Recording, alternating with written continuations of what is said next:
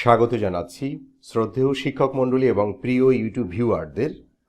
চতুর্থ গণবিজ্ঞপ্তি নিয়ে তথ্য দেওয়ার চেষ্টা করব। আমরা দ্য ডেইলি ক্যাম্পাস থেকে জানতে পারছি এখানে বলা হচ্ছে যে আগের নিয়মে হবে না চতুর্থ গণবিজ্ঞপ্তি, অর্থাৎ প্রথম গণবিজ্ঞপ্তি, দ্বিতীয় এবং তৃতীয় যে বিজ্ঞপ্তি হয়েছে এবং সেভাবে হবে না, কিছু নিয়মের পরিবর্তন হবে এবং সেই সংক্রান্ত আমরা তথ্যে দেখতে পাচ্ছি এখানে বলা হচ্ছে বেসরকারি শিক্ষা প্রতিষ্ঠানে শিক্ষক নিয়োগের লক্ষ্যে চতুর্থ গণবিজ্ঞপ্তি প্রকাশের কাজ শুরু করেছে বেসরকারি শিক্ষক নিবন্ধন ও প্রত্যয়ন কর্তৃপক্ষ NTRCA।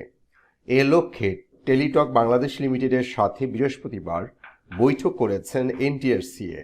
বৈঠকে চতুর্থ গণবিজ্ঞপ্তিতে বেশ কিছু পরিবর্তন সুপারিশ করা হয়েছে। বৃহস্পতিবার দুপুরে NTRCA কার্যালয়ে গিয়ে জানা যায় এদিন সকালে টেলিটকের সাথে বৈঠকে বসে NTRCA। বৈঠকে চতুর্থ গণবিজ্ঞপ্তি প্রকাশের লক্ষ্যে জেলা উপজেলা কর্মকর্তাদের তথ্য সংগ্রহ, শূন্য পদের তথ্য, আবেদন প্রক্রিয়া সহ নানা বিষয় নিয়ে আলোচনা করেছেন কর্মকর্তারা। এতে বেশ কিছু পরিবর্তন পরামর্শ দেওয়া হয়েছে। তৃতীয় গণবিজ্ঞপ্তির আদলে চতুর্থ গণবিজ্ঞপ্তি প্রকাশ না করারও সুপারিশ করা হয়েছে।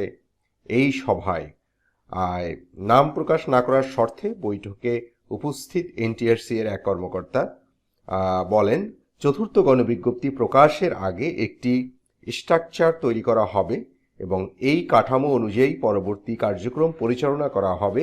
কাঠামোতে নতুন অনেক কিছু যুক্ত করার পরামর্শ দেওয়া হয়েছে এবং তৃতীয় গণবিজ্ঞপ্তি যেভাবে হয়েছে সেভাবে চতুর্থ গণবিজ্ঞপ্তি হবে না বলেও জানান ওই কর্মকর্তা। এবং এদিকে বৈঠক সূত্রে জানা গেছে এখনো কয়েকটি জেলা উপজেলায় কর্মকর্তারা তাদের তথ্য পাঠায়নি। এই তথ্য পাওয়ার পর প্রতিষ্ঠান প্রধানের কাছ থেকে শূন্য পদের তথ্য সংগ্রহের জন্য বিজ্ঞপ্তি প্রকাশ করবে NTRCA। শূন্য পদের তথ্য সংগ্রহের পর চতুর্থ গণবিজ্ঞপ্তি প্রকাশ করা হবে, তবে এই প্রক্রিয়া কোন মাসে শেষ করা হবে সে বিষয়ে কোনো আলোচনা হয়নি।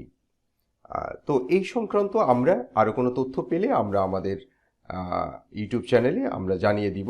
সবাই ভালো থাকবেন, সুস্থ থাকবেন। আল্লাহ হাফেজ।